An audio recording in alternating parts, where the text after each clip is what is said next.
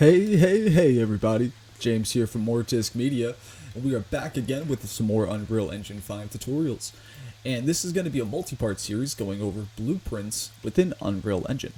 And the first thing that we're going to go over is how to be able to change the template that comes with the third-person template, or the blueprint that comes with the third-person template, and how to change that into a custom character, as well as create a base animation blueprint for that character. We're going to be going into more detailed things as the video series goes on, but we're going to start with the very basics in this particular video. And for this video, if you have not been following along and you just kind of wanted to jump right in, the only things you're going to need are going to be a main character folder, or a main character mesh, skeleton mesh, and all that good stuff, as well as animations for that character. So you're going to need an idle as well as a run animation. And these are things I do have here already. So in the playable character folder, my animations here, I have run, I have a few different ones, as well as idle. So you're just going to want to make sure you have those animations, and you'll be able to follow along very easily.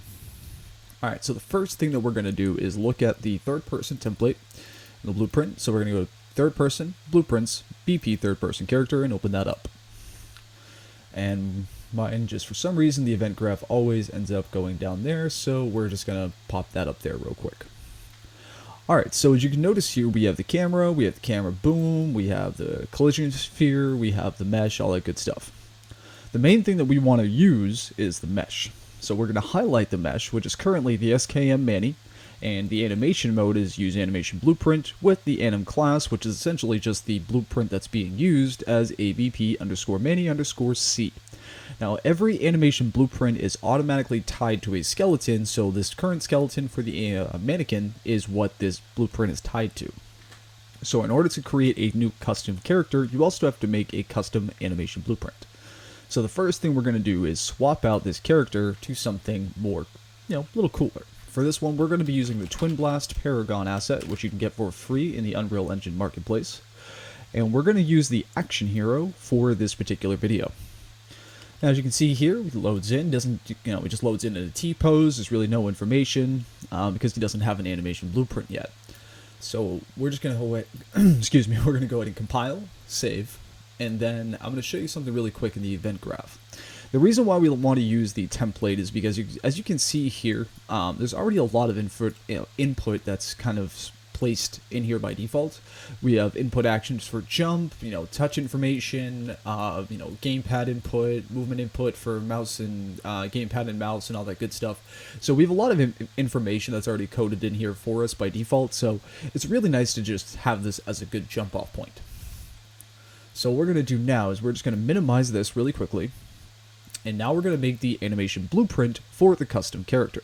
So in a different folder or anywhere you want, I have a BP's folder here that I'm just going to use.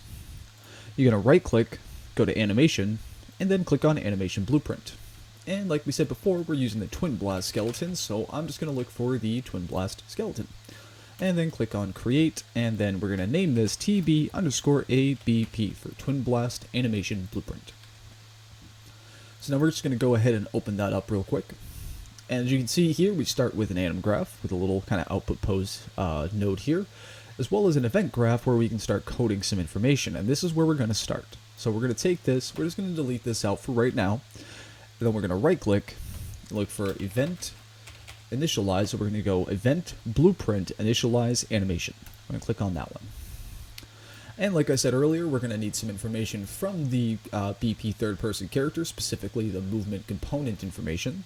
So we're just going to drag off the execution pin here and type in cast to BP third person and click on cast to BP third person character. And then for the object type, we're just going to drag off and type in get owning actor. And we're going to get the owning actor for the BP third person character. Now, what this is going to do is allow us to be able to get information from this blueprint to be able to use in this blueprint. And like I said, we need the movement component, so from as BP third person character, we're going to drag off, and then we're going to type in movement. And if we scroll all the way down to the bottom, you'll see get character movement. Now, we actually want to do one more thing here. I apologize. We're going to right click on the BP third person character, promote this to a variable first. And we're just going to call this character ref. And this way we'll always have a reference to the character whenever we're using the event graph for the animation blueprint. And then now from here we'll do the same thing like we did before, just type in movement, and scroll down and get character movement. And then just like what we did with the character ref, we're just going to right click, promote to variable, and type this movement ref. Boom. Just like so. And then we'll hook these two up like that. And now we have a reference to our character and our movement reference. We're just going to compile and save. Now another thing I'm going to do, because this does kind of annoy the ever-living hell out of me, I'm going to go ahead and just swap the debug type. So up here, this little menu here, you can select on no debug object selected, and this will actually allow you to be able to get rid of that little overlay from when you're debugging.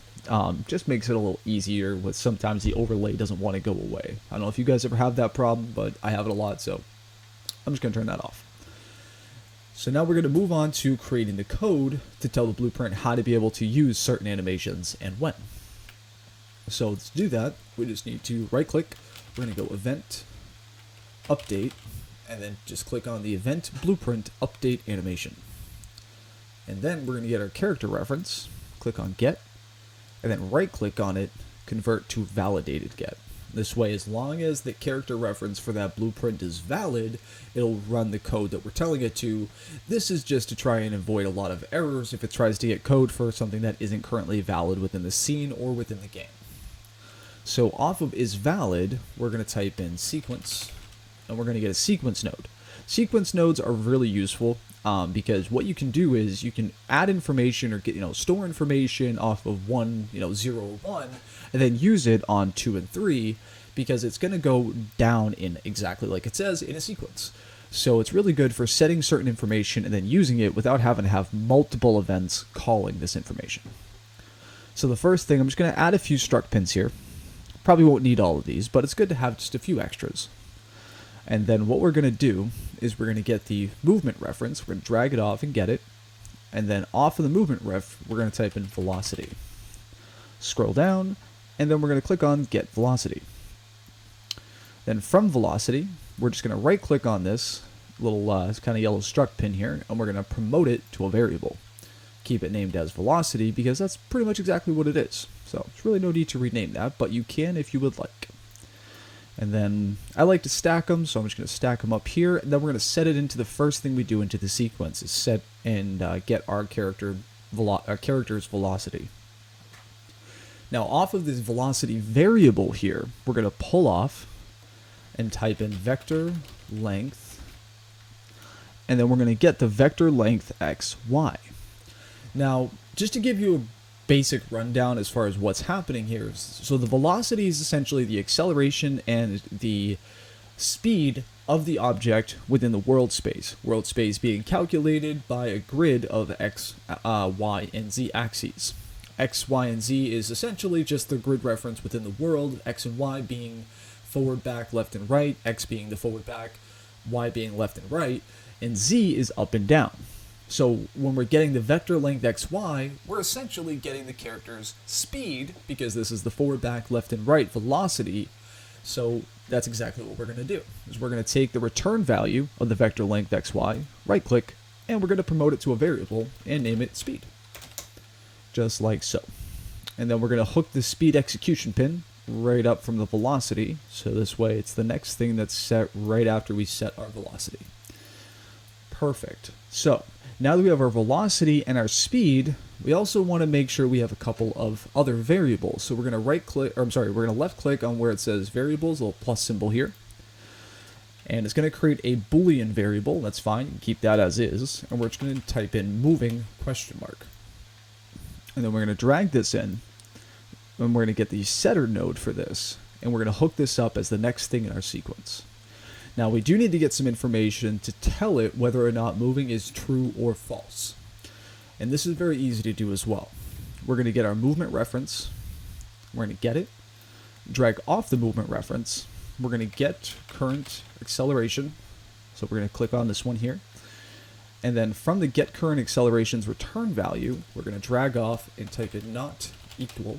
And we're going to go under the utility operators not equal. So not this one, but this one down here that doesn't say vector.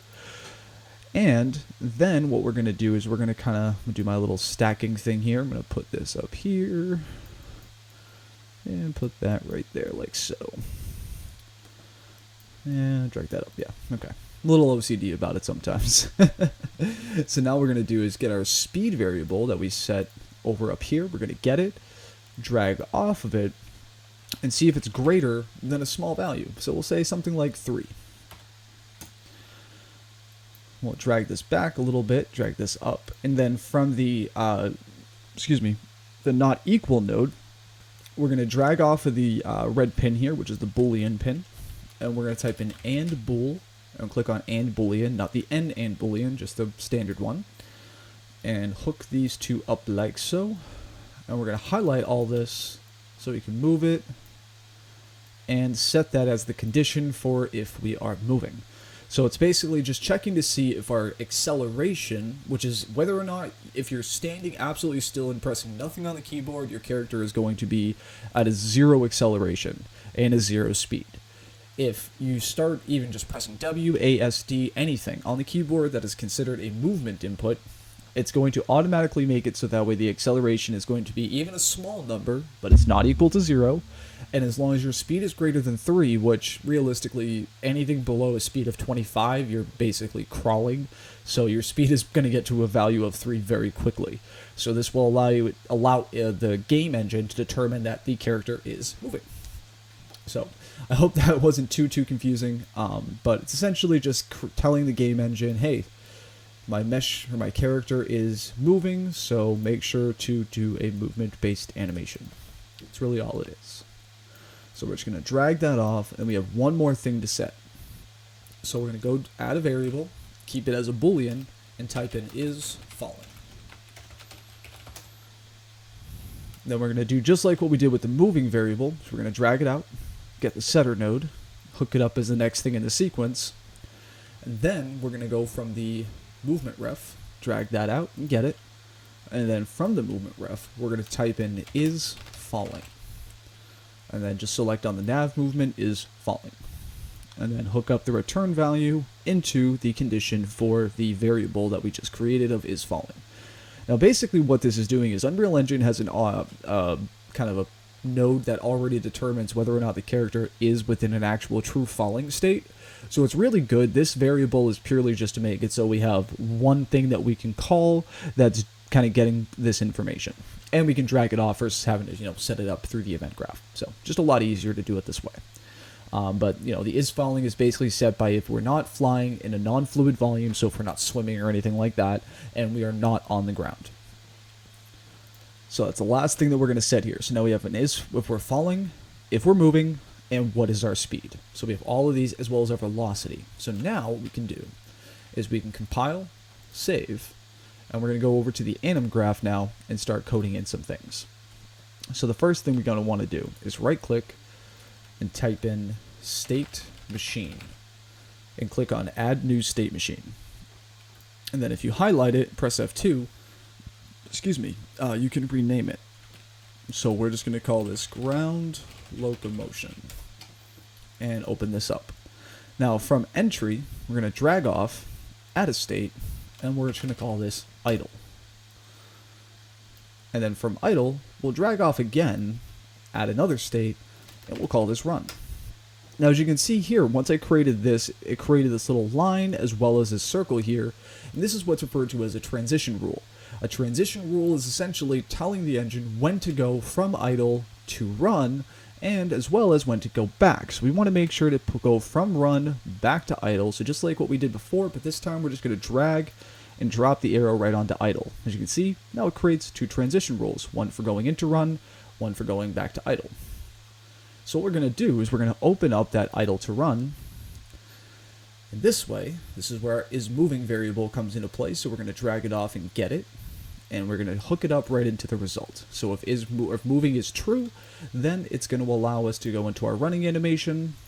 However, if moving is not true, we want to go into idle. So we're going to get moving, drag off of moving, type in not bool, and get a not boolean, and then we're going to hook this right into the result. And this way we have, if we're moving or not moving, will be in run or idle. Now we also need animations for these as well. So we're going to double click on the idle state here. And then under the asset browser, I'm just going to type in idle to look for my idle animations. And I've got one right here, so I'm just going to drag this in, and then from the animation pose node or animation pose node here, we're just going to drag this off and hook these two pins up together just like that. Then for the run state, we're just going to use a run forward for right now. We're going to go over blend spaces in a different video, so right now just we'll go with the run forward. We'll just again drag and drop in, hook these two pins up together, and now if I compile and save, and then we go back to the anim graph here, and we hook this up in like so. Compile and save again. You can see now he's doing some kind of animations. There's, breathing and idle, more kind of lifelike.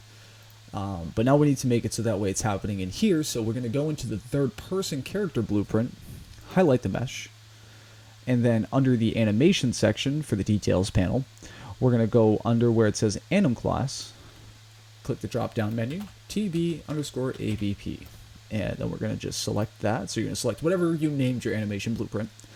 And now you can see he's got breathing and idling.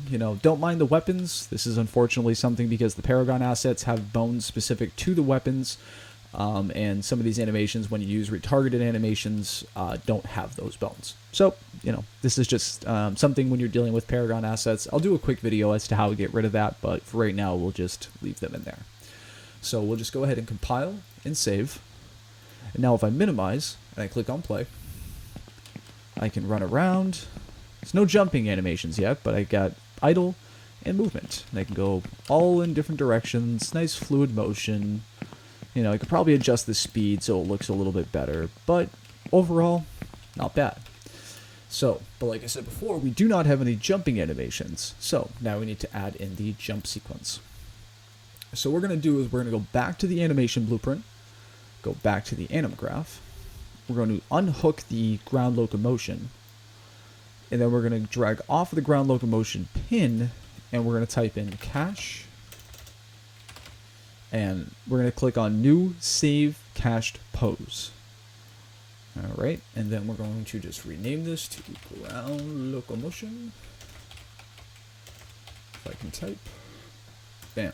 So what a cached pose is essentially just storing a bit of information. So like it'll store this state machine and allow me to call it within a different state machine.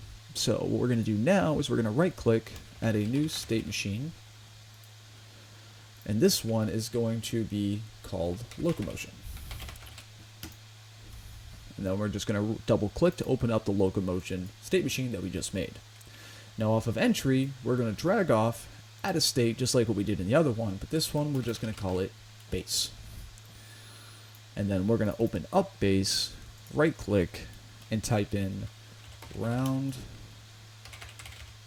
locomotion. And then it's going to use cache pose ground locomotion. So we're going to take that, plug that into the result. So now we'll be using our ground locomotion that we have up here. It'll be used within the locomotion state machine as the base. So the reason why this is important is because it allows for some really easy and clean way to be able to set up jump sequences. So now what we're going to do in the locomotion state machine that we just made, we're going to right click and we're going to add a state. And this is going to be called jump start. And then from jump start, we're going to drag off, add another state. This one's going to be jump apex. I'm going to drag that up a little bit, and then from jump apex, we're going to add state for jump pre-land. Just like so.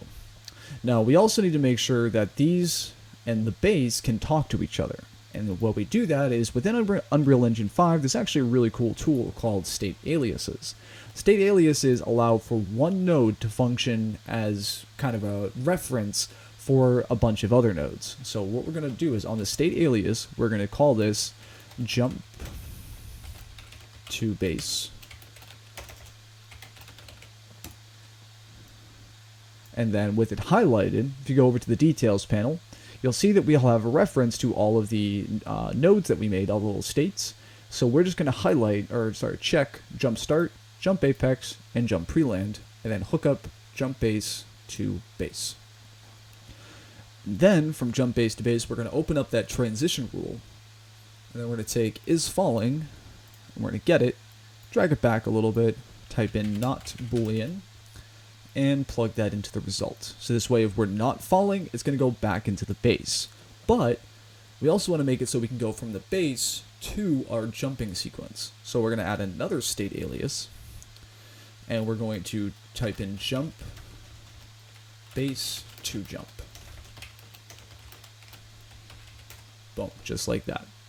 And we're going to make sure that we check the base as the alias for this one, and then we're going to do a transition to jump apex and a transition to jump start. Perfect. Now, what we want to do is we want to set it up and tell it how to be able to go from jump apex, or from base to jump apex, or base to jump start. So how we do that is we're going to open up the transition rule from base to jump and then into the jump start. We're going to open up that transition rule. And now we're going to take our velocity, we're going to drag it in, get it, drag off of it, and do break vector. And click on the break vector. And then we're going to drag this over off the z velocity, because as we discussed earlier in the video, z velocity is up and down. So we want to see if this is greater than something like, we'll say 100, if it's greater than 100. So this is going to be if our z velocity is greater than 100, which is basically like 2 feet off the ground when you're jumping, it's going to be at 100. The z velocity goes up very, very high, very fast. So now what we also want to do, though, is we're going to take is falling, we're going to get that, and then from here, we're going to drag off of the Boolean pin for the is greater than, and just type in and bool, drag the result up a little bit, there we go. And then we're going to connect these two together. So if our z velocity is greater than 100 and we are falling, we're going to plug that into the result. Alright, so that'll be how it goes from here, from the base to the jump start. But for jump apex, it's going to be a little simpler. We're just going to take is falling, get it, and plug it in. So this will be if we just falling, if we don't jump, we're just falling off of something, it's going to do this. But if we're going from this, if we're actually jumping off the ground and our z velocity is greater than 100, so we're going up, then we're going to go into the jump start. Now for the transition rule between jump apex and jump start, we're just going to click on it. We're not going to open it up. We're just going to click on it to open up the details panel here. And then we're going to click on automatic rule based on sequence. We're just going to click that and keep it as is. However, one thing I do suggest changing is the blend setting, playing around with this a little bit. I usually find around 0.5 to be a good marker for this, but you can use whatever you want. I'm just going to use 0.5 for this. Now, for jump apex to jump pre-land, this is where it gets a little bit more complicated, but it does add some really good life to your jumping animations. So we're going to open up that transition rule. So from jump apex to jump pre-land, we're going to open that up. And now what we're going to do is we're going to get our velocity again, and is falling. From the velocity, we're going to break vector, just like what we did with the original jump start transition rule. And then the z velocity, we're going to see if it is less. So we're going to get less. And then we're going to put a negative value, something like, we'll do 300. So if our z velocity is less than 300, and we are falling, so we're just going to drag off of this, type in and bool, plug that into there, and then plug this into the result. So what this is going to do is it's going to calculate when our z velocity is greater than 300, and you can play around with this number to whatever feels comfortable, but what's going to happen is that it's going to basically determine a change of state to kind of like let the legs come down as he gets closer to the ground, or if you want to do like a fall, like a large fall height animation, you can use this rule for this as well. So and I'll show you more about this in just a moment once we set up the last of the transitions. Alright, so now that we have the automatic rule here and all the transition states here, we're actually going to start setting up the animations. So we're going to open up the jump start in the asset browser and go to jump. And let's see, so the first thing we're going to do is we're going to add this. So this is going to be my jump start, which is going to look kind of something like this. So it's going to kind of like do like a little hop off the ground and kind of float a little bit. I am using in-place animations just because it's a little easier to control. So, and plus I like using the velocity controller. This is something we'll go over later. So, but anyway, so now that I have my jump start, I also need the jump apex. So we're going to double click on the jump apex, and this is where we're going to put a jump looping animation. So for me, I'm using this one, which is the loop off of the original jump that I did. So we're just going to plug that into the result like so, and call it a day. Now for jump pre-land, I've got something a little different. So what we're going to do, it's this one. Oh, looks like I lost my pre-land animation. So this is a good point to be able to remind everybody to make sure to always have your animations that you need for what you're doing. So we're just going to go ahead really quickly. I like to use this one. So we'll jump. Just kind of like a more prepared loop. Let's see, and then we're going to choose my Twin Blast character here. Do the chain mapping, make sure our root bone is globally scaled. Perfect. Alright, so now we're going to go and just export that really quickly so we can get back on track. Boom. Alright, so now we go back into the animation blueprint here, and I'll just take this and plug this into here like so. Perfect. So now we have our jump sequence, our ability to go to and from our jump, and our base ground locomotion. So, now we're going to see a result is visible but ignored. Because we didn't plug this in. So now if we go back to the Anim Graphs default panel here, we're going to plug in locomotion into the output pose, compile, and save. So now if I hit play, I'll have forward, all the standard movement that we had before, but now I have the jump motion. And if I jump from a higher position, you can see his legs kind of start coming back down. And then I can also just take a cube really quickly. I'm going to take this, drag it up, scale it a little bit just to give it a better platform. And then we'll take the player start, drag this up. I probably could have just recreated the player start, but oh well. Boom, just like so.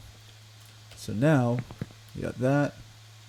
And then he kind of does the transition into that handgun jump when the velocity gets higher. So these are really good, and I might actually swap these around. So like he'll go from that kind of handgun jump to more of like the flailing loop. But it's really all up to you about how you want your animations. But this is what I was talking about before, where taking the velocity and using its controller to be able to really create some really cool transition rules based off of how slow or fast you're going within the X, Y, and Z locations. But this is how you would be able to set up a very quick, very basic animation blueprint. We're going to be going over a lot more in videos to come, so I hope this was informative. If you guys have any questions, comments, or if I left anything out, please feel free to comment or message me directly. I'm always happy to chat with any of my fellow viewers or our fellow game devs.